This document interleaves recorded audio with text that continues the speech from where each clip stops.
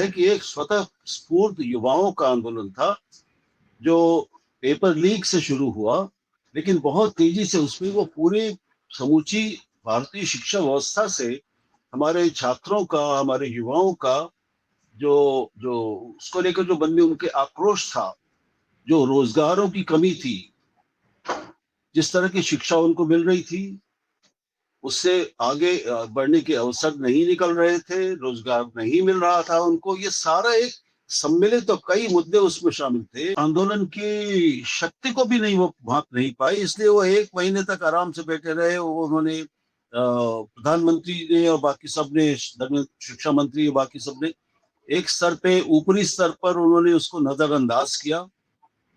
कोई शब्द, एक सहानुभूति का शब्द उनके मुंह से नहीं निकला।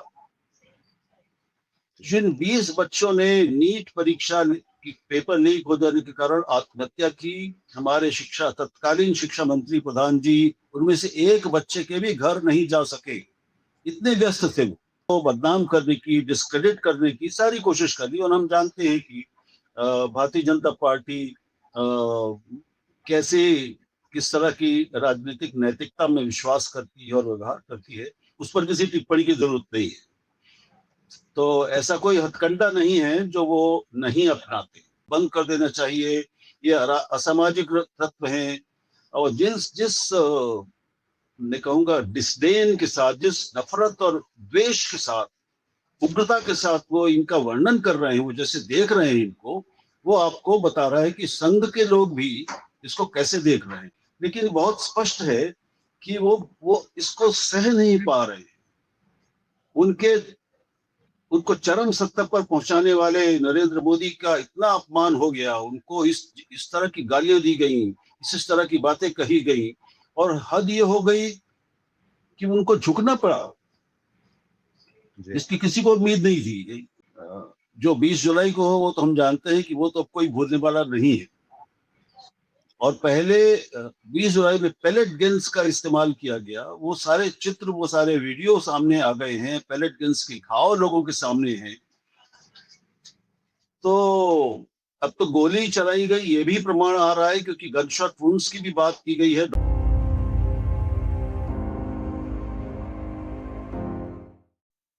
नमस्कार, मैं हूं निधीश त्यागी और आप हैं हरकारा डीप डाइव पर। और हमारे साथ हमारे खास मेहमान हैं राहुल देव साहब, जो वरिष्ठ संपादक हैं, पत्रकार हैं। लंबे समय से हम उनको देखते रहे हैं, जनसत्ता के समय से, फिर उसके बाद टीवी से होते हुए, और अब स्वतंत्र टिप्पणीकार, और हम लखनऊ से जोड़ रहे हैं वो हमारे साथ।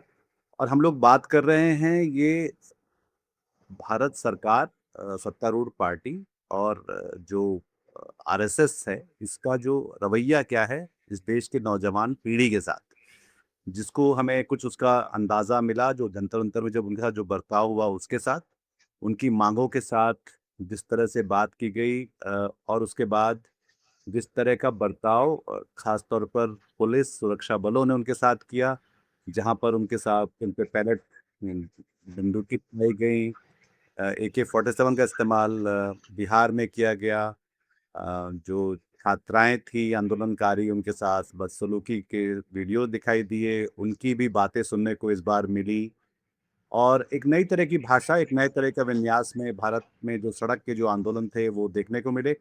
पर साथ ही ये समझने में थोड़ी सी आसानी हो कि देख पाए हम कि ये भारत सरकार, सत्तारूढ़ पार्टी, भारत की जो कानून व्यवस्था जो लागू करते हैं वो लोग, और जो राष्ट्रीय स्वयंसेवक संघ है, जिसके पहले भी वही मंत्री थे शिक्षा के, और अब जो नए आए हैं वो भी वहीं से आएंगे, उनका क्या रवैया है इनके लिए, इसको देखने के लिए। तो राहुल जी, आपका स्वागत है इस बातचीत में। और पहले मैं ये समझने की कोशिश करें कि आप इसको किस तरह से देख रहे हैं।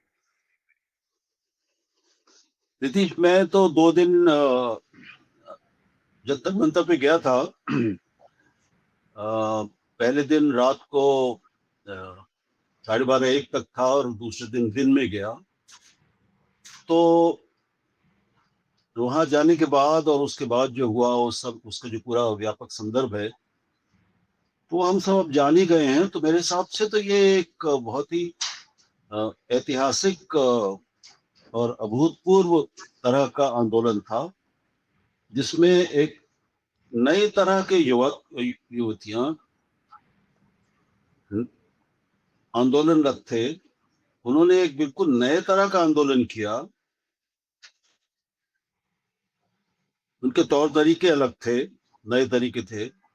उनकी भाषा अलग थी और उस भाषा का इस्तेमाल जो उन्होंने किया, जिस पर अभी पूरे देश में बहुत सारी चर्चा हो रही है और मैं भी इसमें शामिल रहा हूँ इस विमर्श में, कि एक भाषा जिसे अशालीन, अश्लील गालियां और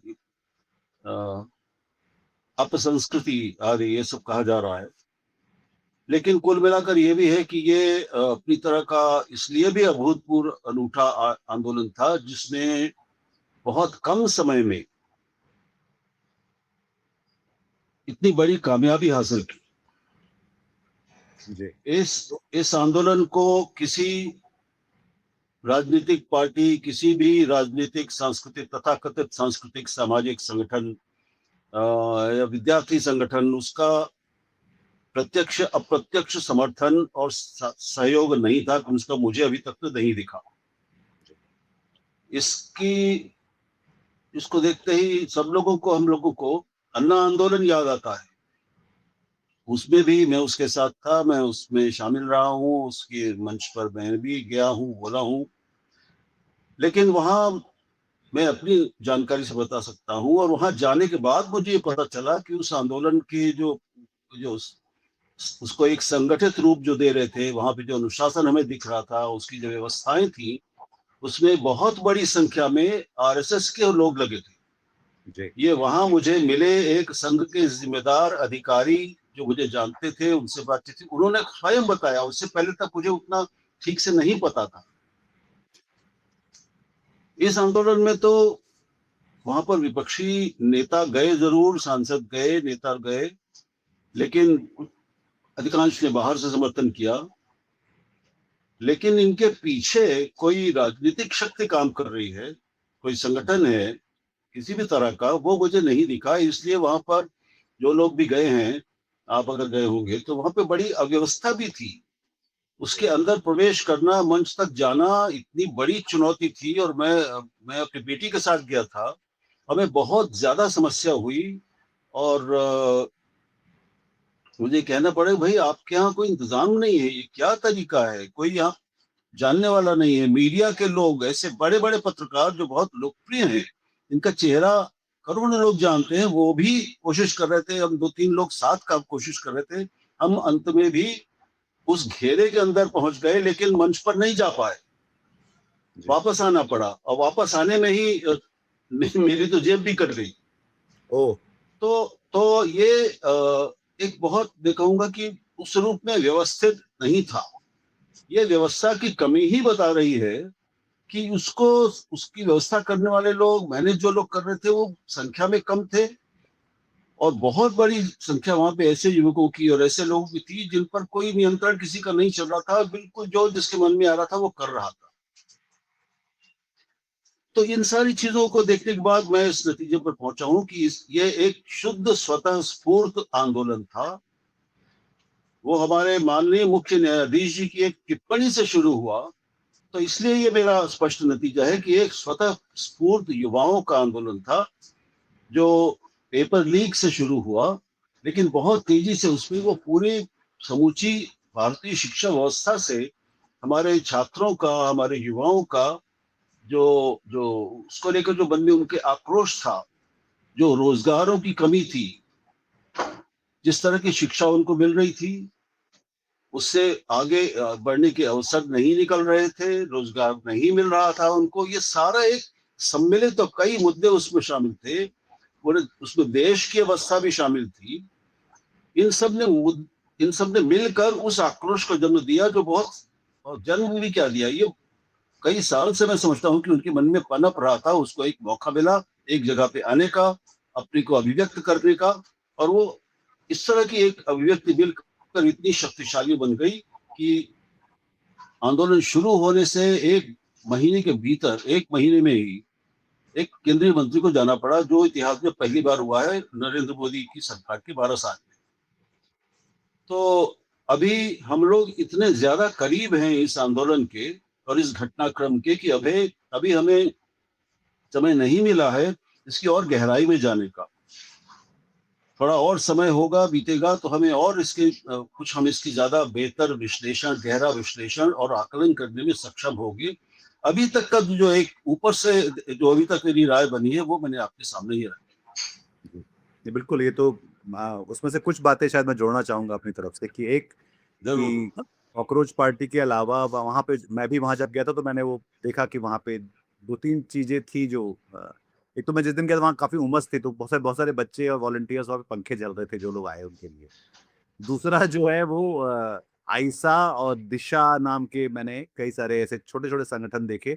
और आयशा के तो बच्चे हम उनको बच्चे कहते हैं क्योंकि हालांकि वो सब वयस्क हैं, कॉलेज में पढ़ते हैं, वो लोग भी भूख हड़ताल पे बैठे हुए थे। अ, और वहाँ पे मेडिकल और इस सब की मदद करने करने वाले लोग तो थे। हालांकि बिल्कुल सही बात है कि वहाँ बहुत ज्यादा जिसको भसड़ शब्द बोलते हैं काफी सारी जो थी एक कंफ्यूजन जैसा जैसा था। मैं जब वहां गया तो मुझे ये भी लगा कि मुझे बहुत डर लगा कि यहाँ पे कोई भी कुछ भी कर सकता है लाके। और ये एक एक कभी भी जब एक जनता की तरफ से जब भी एक ईमानदार और मासूम कोशिश जब होती है तो उसको बिगाड़ने वाले लोग भी आते हैं और वो करने की कोशिश वहां पे करते हैं। पर उसके साथ साथ जो हमने दो चीजें देखी जिसके बारे में मैंने बातचीत शुरू की थी, जिसपे मैं आपकी राय जानना चाह रहा था कि इस देश में जो मीडियन एज है, जिन माध्य उम्र जो है वो 30 साल है, तो आधा हिंदुस्तान इस समय 30 साल के नीचे है। और वो इसलिए ये बहुत स्वागत योग्य भी है और खतरनाक भी है देश के लिए कि जब ये लोग अपनी जब आवाज उठाएगा, जब आधा हिंदुस्तान जब अपनी आवाज उठाएगा तो उसके साथ किस तरह का बर्ताव सरकार करती है। तो सरकार का जो बर्ताव है खासतौर पर पुलिस, आरएएफ और ये जो पैलेट गन, फिर हम बिहार में देखते हैं कि वो AK-47 का इस्तेमाल कर रहे हैं, जैसे कि कोई मतलब बजाय कोई कोई अपराधी जिनके एनकाउंटर करने निकले हैं या कोई देश के दुश्मन है, कोई युद्ध चल पड़ा है। तो ये जो सरकार का जो रवैया है अपनी ही नौजवान पीढ़ी को का दमन करने का, वो उसको कैसे देखा जाए और कैसे उसको ऐसा उसके लिए ऐसी क्या कोशिशें की जाएं कि ये इस तरह से नहीं होना चाहिए। किसी भी मुल्क में नहीं होना चाहिए, हमारे मुल्क में भी नहीं होना चाहिए। जी, ये बात सही है। एक चीज में आपने जिसका जिक्र किया, आयशा का जिक्र किया, वो मुझे ध्यान नहीं रहा। आयशा वहां पे निश्चित रूप से, घोषित रूप से थी। और आयशा एक हम जानते हैं कि अ, वामपंथी संगठन है छात्रों का, युवाओं का। ये ठीक है। इनके अलावा और कोई किसी संगठन की वहां मुझे उपस्थिति मुझे नहीं दिखी। मुझे शायद नहीं, आपको। आपकी ये बात सही है कि वो एक बहुत एक ऑर्गेनिक या जिसको बोलते हैं ना कि एक स्वतःस्फूर्त और अपने हिसाब से बहुत सारे ऐसे हाँ बच्चे थे जो कि स्कूल के बच्चे थे। हाँ वो अजीत अंजुम का मैंने वीडियो देखा कि एक बच्चे को, वो शायद 12वीं का बच्चा था जिसको मारा, तो उसने बोला कि मुझे क्यों मारा, मेरा मोबाइल तोड़ दिया। मारा मेरे को, मेरे मारा और हाथ फोन तो तोड़ दिया। बहुत तेज लगा है। क्यों मारा, मतलब यहाँ से आप आ रहे थे? बेमतलब का मारा है। हैं? मैंने बस इतना पूछा कि अब मैं चुपचाप आ रहा हूँ तो बार बार बोल रहे हैं भाग जा भाग जा भाग जा। एक ने गाली दे दी, भाग। फिर दूसरा भी बोला, मैंने फिर बोला कि आप लोग मुझे गाली दो, मैं चुपचाप तो जा रहा हूँ। तो फिर एक ने आया बहुत तेज, मैंने मार दिया। मैं कुछ किया भी नहीं था। मतलब वो सारे बहुत द्रवित करने वाले दृश्य थे। बहुत। सरकार को ये भी समझना चाहिए कि ये सब लोग निकलते ही 12वीं से निकलते ही या नीट का देते ही ये पहली बार के वोटर भी हैं इस देश के। ये सिर्फ वो लोग नहीं है कि जो वोट नहीं देंगे और उससे बाहर हैं। ये जैसे ही 12वीं से निकल के आ रहे हैं तो ये 18 साल की उम्र लांघते हैं। और ये उनमें से बहुत सारे लोग शादी नहीं कर सकते पर वो वोट दे सकते हैं। तो तो इसलिए भी वो एक बड़ा एक उसका एक राजनीतिक मतलब है इस बातचीत का और इस तौर तरीके का भी, जहाँ पे हम एक खुला दमन बहुत। देख रहे हैं। और ये पूरा सब कुछ मोबाइल कैमरों से होता हुआ पूरा देश दुनिया सब देख रहे हैं इसको।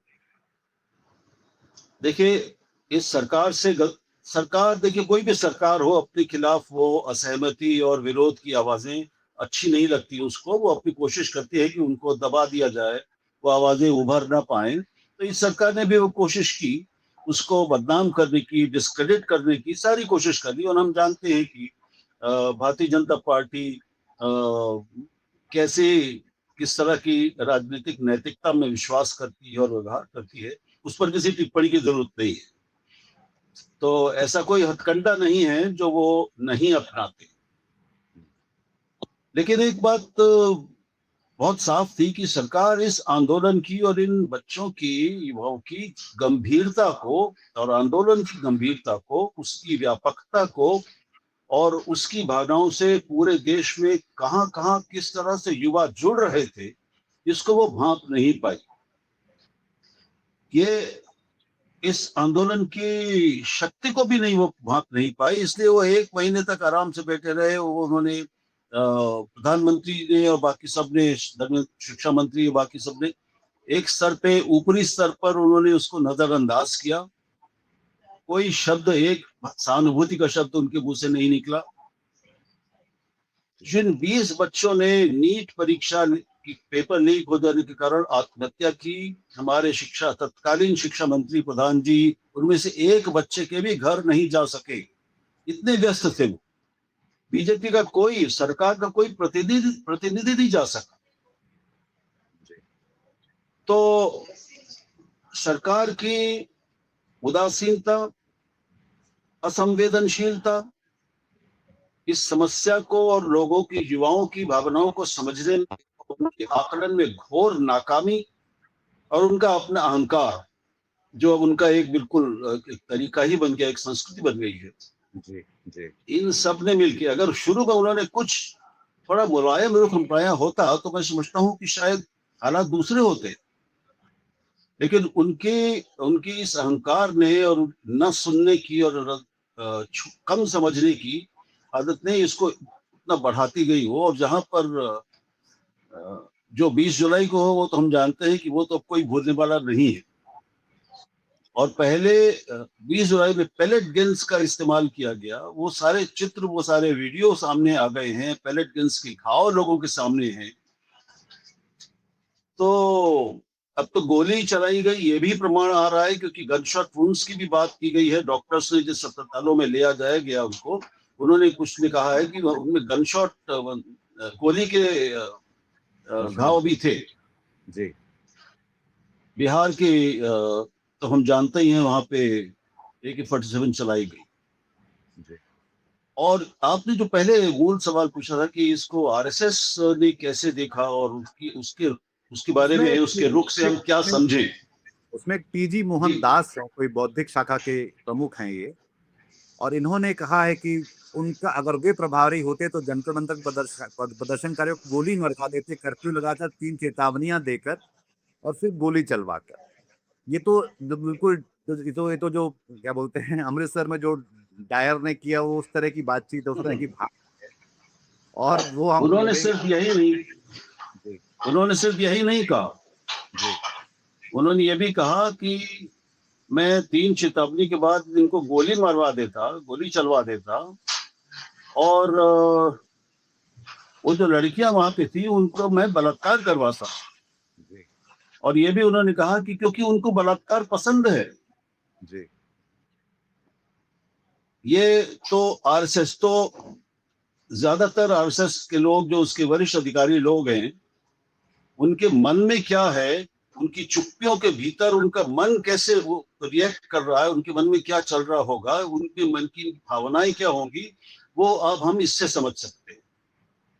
अभी मैं सुन रहा था गुरुमूर्ति को, जी उन्होंने एक चैनल के साथ बातचीत में जो कहा, ये गुंडे हैं, ये हत्यारे हैं, इनको तो बिल्कुल बंद कर देना चाहिए, ये असामाजिक तत्व हैं।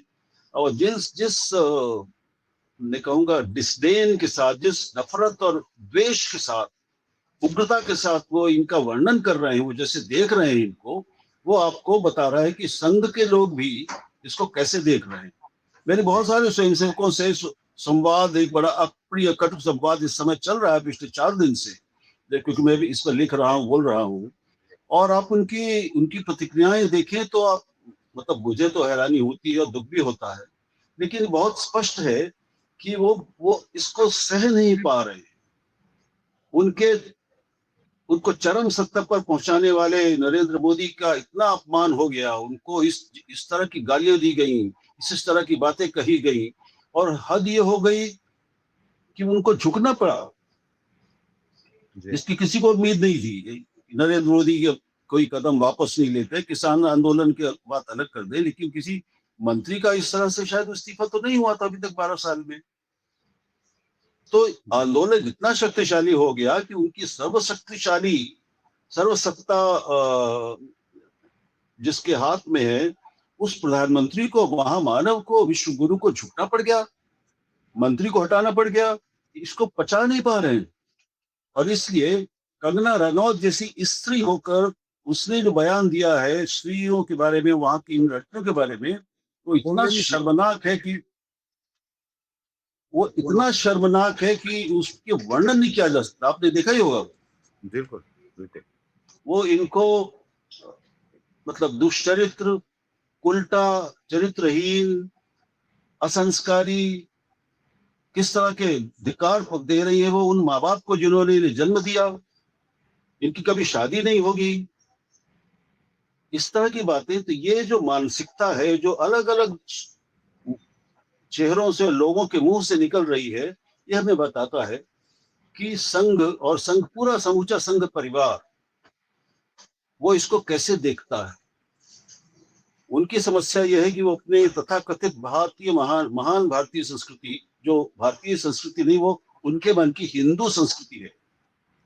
और वहां पे सबसे ज्यादा बड़ी संख्या में हिंदू ही थे, ये लड़कियां भी ज्यादातर हिंदू हैं। तो एक बड़ी समस्या है कि ये हिंदुओं को क्या हो गया, उनके संस्कार कहाँ गए, इनके परिवार कैसे हैं, कैसे माँ बाप हैं। तो इन लोगों का इस पीढ़ी से, पहली बात है कि इस पीढ़ी से कोई संपर्क नहीं है, कोई संबंध नहीं है, और इस पीढ़ी के बारे में कोई समझ नहीं। इसलिए वो इतने हैरान हैं और चौंके हुए हैं, और उनकी समझ में नहीं आ रहा है कि क्या करें। इस पीढ़ी से संवाद करने में वो अक्षम है, बिल्कुल उनके लिए संभव ही नहीं कि इससे सम्मान के स्तर पर, समान स्तर पर, समानता और सम्मान के साथ बात कर सके। बात करेंगे तभी समझ में आएगा। बिल्कुल। लेकिन एक एक ऐसा संगठन और ऐसी मानसिकता जो भारत को आज से 1100 1200 साल पहले के भारत का पुनर्निर्माण करना चाहती है, वो ऋषियों वाले भारत का, गुरुकुलों का, जहां पर वेदोच्चार की ध्वनियां सब जगह दिखाई देती थी, वो उसको उसका वो भारत बनाना चाहती है। राम राज्य, हिंदू राष्ट्र के स्तर पर उसको वही वही उनके हिसाब से परम वैभव है। तो उनके लिए ये आधुनिकता, पहली बात, वो आधुनिकता से घृणा करते, आधुनिकता के किसी भी रूप से घृणा करते। वो सारे पश्चिमी ज्ञान का, पश्चिमी विज्ञान का, पश्चिमी तकनीक का, टेक्नोलॉजी का, सारे उपकरणों का भरपूर इस्तेमाल करते हैं और दुरुपयोग करते हैं। लेकिन उसी पश्चिम को वो गालियां भी देते हैं। तो ये जो उनके अपने आंतरिक और वही बहुत विचारधारात्मक, दार्शनिक और व्यवहारिक उनके अंतर विरोध हैं, ये उनको दिखते नहीं। जी। और फिर तो ये कुल मिलाकर चकित है पूरा ये जो परिवार है व्यापक, और इसके सभी लोग वो बिल्कुल भौचक्के हैं और इसको समझ नहीं पा रहे हैं। और वो जो बौखलाहट है न समझ पाने की, अपनी हार से पैदा हुई झेप की, वो इतने उग्र और अश्लील तरीके से व्यक्त हो रही है अलग अलग स्वरों से। हमारे एक एक सज्जन, एक बड़े वरिष्ठ पत्रकार रहे हैं, मैं नाम नहीं लूंगा उनका, वो संपादक रहे हैं, प्रकाशक रहे हैं, इंडिया टुडे जैसी पत्रिका के में रह चुके हैं, संपादक रह चुके हैं, और एक पत्रकारिता विश्वविद्यालय के कुलपति रह चुके हैं। जी। उन्होंने एक रीट्वीट की एक सज्जन की, जिन्होंने लिखा था कि 10,000 ऐसे बच्चे, ये बिगड़े हुए बच्चे, ये मर भी जाएं तो क्या फर्क पड़ता है, हमें मंजूर होना चाहिए, इनको हटा देना, मार देना चाहिए। तो यह सोच, यह उनकी सोच की हिंसा, उनकी हिंसक और घृणा से भरी हुई बदबूदार और दुर्गंध और कुरूप सोच का के नमूने जो अलग अलग हमारे सामने आ रहे। ये जो पूरा, इसको जैसा आप हीन भावना या मनोविकृतियों की जो आप बात कर रहे हैं, ये जो जिनको मंत्री पद का जो प्रभार दिया गया, धर्मेंद्र प्रधान के बाद जो बने हैं प्रहलाद जोशी, इनके बारे में भी एक खबर वापस निकल कर आई कि जब ये बिल्किस बानो के बलात्कारियों का सम्मान हो रहा था तो ये उसके एक तरह से समर्थन में खड़े हुए थे, और इन्होंने कहा था इसमें गलत कुछ नहीं है, इसमें कानून की प्रक्रिया है। अब मेरा ये सर सोचना है कि ये जो इतनी छात्राएं हैं भारत की जो इस आंदोलन से जुड़ी या नहीं भी जुड़ी, वो जब ये देखेंगे कि उनका जो शिक्षा मंत्री है वो ये उसका चाल चरित्र चलन चोला जो भी एक अनुप्रास अलंकार से बहुत प्रेम रहता है आरएसएस और बीजेपी को, तो वो जब इस तरह की बातें कहते हुए दिखाई दिए सुनाई दे रहे हैं, तो हम तो नरेंद्र मोदी जो जिनको सौंप रहे हैं पूरा शिक्षा परीक्षा ये जो पूरा महकमा, वो क्या बताता है? हम एक ढंग का कोई एक मुकम्मल व्यक्ति क्यों नहीं ढूंढ पाए कि जो शिक्षा परीक्षा का काम जो है ठीक से देख सके। कम से कम वो तो अबव बोर्ड हो कि जिससे हम उम्मीद करें कि वो उसको सुधार करेगा। उन्होंने नीलेकानी को दिया, नीलेकानी के साथ में एक उनको भी दिया। आईआईटी मद्रास के कोई जो डायरेक्टर हैं वो गौमूत्र के चैंपियन हैं वो बहुत बुरी तरह से। वो कह रहे हैं कि बुखार ठीक हो जाएगा तो अगर गौमूत्र को जो है छिड़क लो या पी लो, पता नहीं क्या। मतलब मैं तो इसको मैं रिलेट ही नहीं कर सकता कि कोई इस तरह की बात कह के आईआईटी मद्रास जैसी जगह का डायरेक्टर है और वो उसको हम ऐसा बना। तो दरअसल हम जो पहले से भी एक बदतर इंतजाम करके बता रहे हैं कि ये सुधार है या बच्चों के सरोकारों को सचमुच एक समाधान की तरफ ले जाना चाहते हैं। नीतीश, मेरा जो अनुभव है थोड़ा बहुत आप जानते हैं कि संघ में रहने का भी अनुभव है मेरा लंबा। जी जी और मैं संसद में भी 4 साल मैंने एक सलाहकार के रूप में तत्कालीन लोकसभा अध्यक्ष जो बीजेपी की लोकसभा अध्यक्ष थी सुमित्रा महाजन जी, उनके साथ उन्होंने उनके द्वारा बनाए गए एक विभाग का की जिम्मेदारी निभाई है। तो मैंने सभी पार्टियों के सांसदों को थोड़ा करीब से देखा है। मैं आपको ये कहना चाहूंगा, पहले कुछ बुनियादी सवाल, आप जो बड़ा सवाल उठा रहे हैं कि शिक्षा मंत्री कैसा होना चाहिए, तो वैसे तो प्रतिभाओं की कोई कमी नहीं है बीजेपी के पास। आदरणीय कंगना रनौत जी ही बहुत उपयुक्त दावेदार हैं, वो भी पूरे उनकी इच्छाओं को पूरी करेंगे। बिल्कुल सही है। और इस तरह के बहुत है, निशिकांत दुबे जी जैसे हैं, कितने महान बुद्धिजीवी हैं और कमी नहीं है। मनोज तिवारी भी काफी अच्छे होंगे जी और गिनाना शुरू करेंगे तो छांटना कठिन हो जाएगा। लेकिन गंभीर बात यह है कि देखिए, स्वयं जिस प्रधानमंत्री की अपनी शिक्षा और डिग्री संदिग्ध है, हर तरह की कोशिश करके छुपाई जा रही है, तरह तरह के मूर्खतापूर्ण बहाने बना के कि उसको सार्वजनिक करना देश के हित में नहीं होगा। प्रधानमंत्री की शिक्षा की और डिग्री को सार्वजनिक करना देश के हित में नहीं होगा। ये लोकतंत्र में, कौन सी लोकतंत्र में ये स्वीकार्य बात होगी? उन्होंने एक और हमारी शिक्षा मंत्री बनाई थी स्मृति जी, उनकी शिक्षा के संबंध में भी यही मुश्किल है, बड़ा धुंधलका है, वहां कोई स्पष्टता नहीं है। इनके 2-3 जो शिक्षा मंत्री रह चुके हैं उनमें से 1-2 को मैं जानता हूँ, स्मृति से भी ठीक रहा है वो। वैसे उनमें कई गुण भी हैं, प्रतिभाएं भी हैं, लेकिन मैं नाम नहीं लूंगा और लोगों का। लेकिन मैं आपको अपने अनुभव से बिना किसी कटुता के ये बताना चाहता हूँ, मुझे अब दुख के साथ कहना चाहता हूँ कि शिक्षा जिसने जैसे सबसे गंभीर विषय, भारत के लिए सबसे बड़ी चुनौती और मुद्दा है अगर, तो वो शिक्षा व्यवस्था है। शिक्षा, क्योंकि वही भारत का निर्माण करने वाली है भविष्य के। उसके बारे में जितनी अगंभीरता,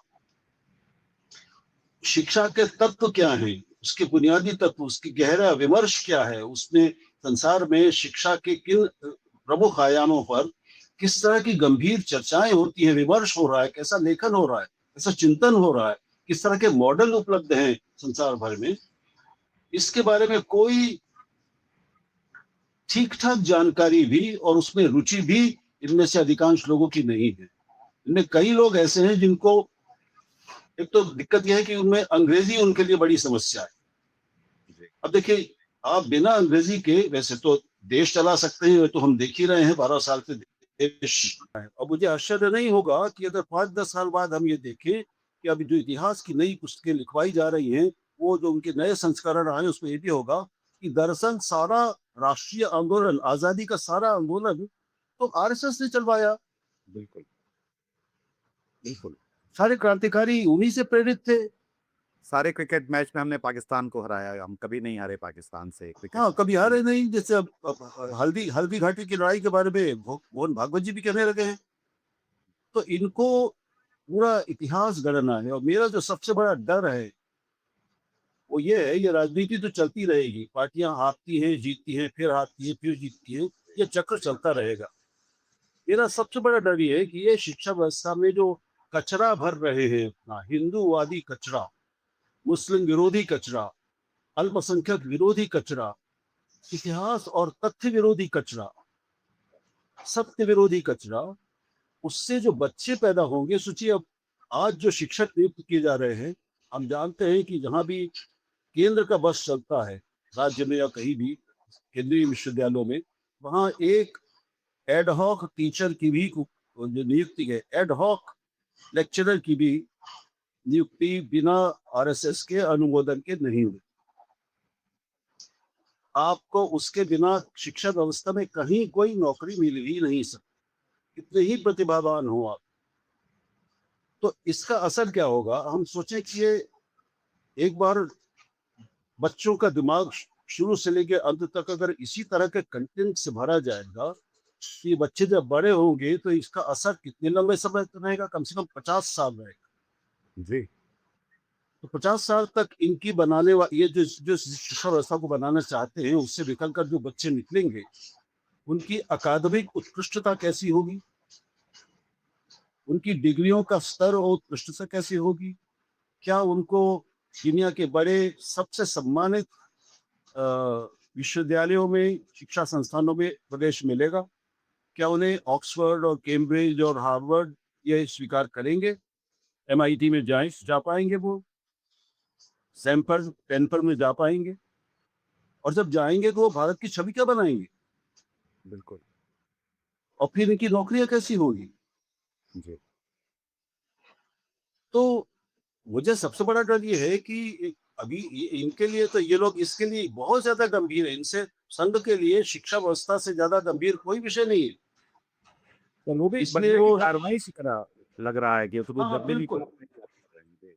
बिल्कुल बिल्कुल। तो शुद्ध ये जो कामकोटी साहब हैं, शायद कामकोटी नाम है उनका, ये IIT मद्रास। जी। आईआईटी मद्रास वाले, जो वो निदेशक इसीलिए बनाए गए हैं, मुझे उनसे संवाद करने के 2-3 मौके मिले हैं ऑनलाइन, क्योंकि नई जो शिक्षा नीति ये लाए थे, तो उन शुरुआती चर्चाओं में मैं भी शामिल था। जो विषय ये रहता था कि भाई आईआईटीज में, आईआईएम्स में और टेक्निकल और इंजीनियरिंग की उसमें भारतीय भाषाओं का प्रयोग कैसे बढ़ाया जाए, कैसे शुरू करवाया जाए, इसकी शुरुआती प्रयासों में मैं एक शामिल रहा। तो उसमें बहुत से आईआईटीज के और एनआईटीज के निदेशक होते थे, तो कामकोटी जी भी थे। वो निस्संदेह अच्छे वैज्ञानिक होंगे, लेकिन वो निदेशक इसी वजह से बनाए गए हैं। जी। तो और अभी ये प्रक्रिया चल रही है, धीरे धीरे आप आएंगे कि ऐसा ही है। मैं उस बैठक में शामिल था शुरू में, जिसमें शिक्षा मंत्रालय के भी बहुत बड़े अधिकारी सारे शामिल थे, जिसमें अधिकांश आईआईटीज के डायरेक्टर शामिल थे। ऑनलाइन चर्चा हो रही थी शिक्षा नीति, और उसमें इसी विषय पर किस तरह से शिक्षा का भारतीयकरण किया जाए और उसमें भारतीय भाषाओं को लाया जाए। तब से जो निडर और प्रखर और बिल्कुल सत्य पर आधारित आवाज थी, वो दिल्ली आईआईटी के उस समय जो डायरेक्टर थे, राजगोपाल राव या राजमोहन राव इस तरह का, जो बहुत लिख रहे हैं आजकल भी, वो थे। उन्होंने बिल्कुल खुलेआम कहा था कि ये इस समय ठीक नहीं होगा, ये तरीका गलत है, ऐसा नहीं, इसके तरीके दूसरे हैं। पर उसके बाद तो उनको कभी बुलाया नहीं गया।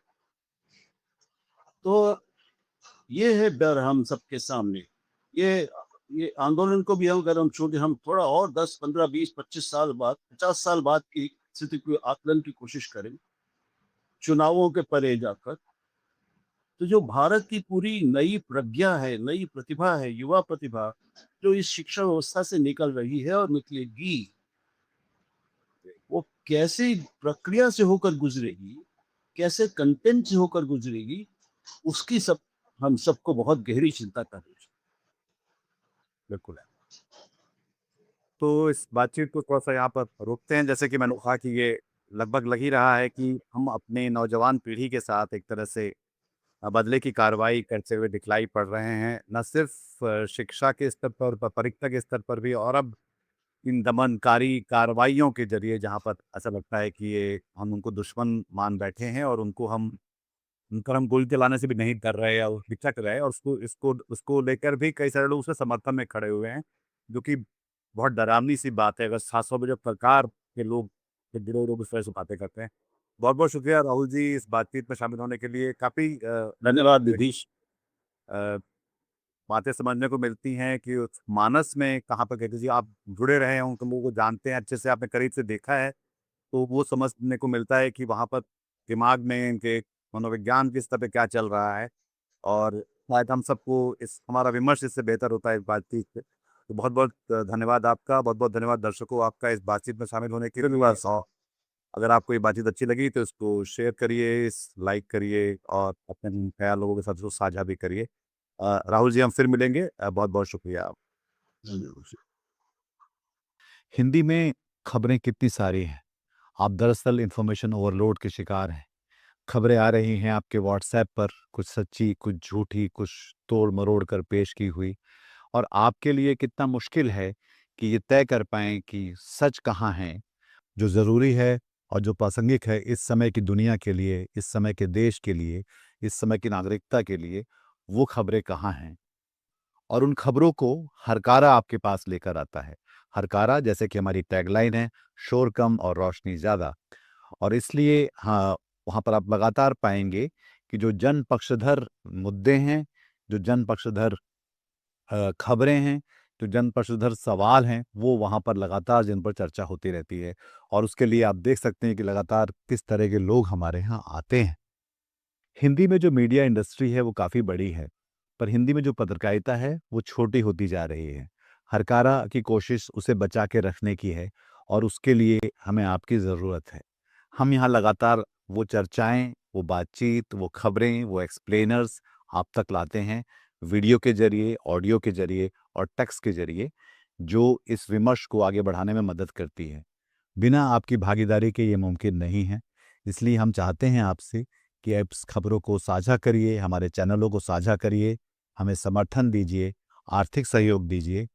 हम अपना क्यूआर कोड आपके साथ यहाँ साझा कर रहे हैं। आप चाहें तो यहाँ पर अपना योगदान दे सकते हैं।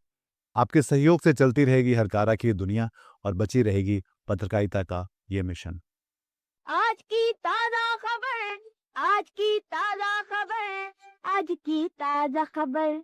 आओ काका जी इधर, आओ मामा जी इधर, सुनो दुनिया की खबर।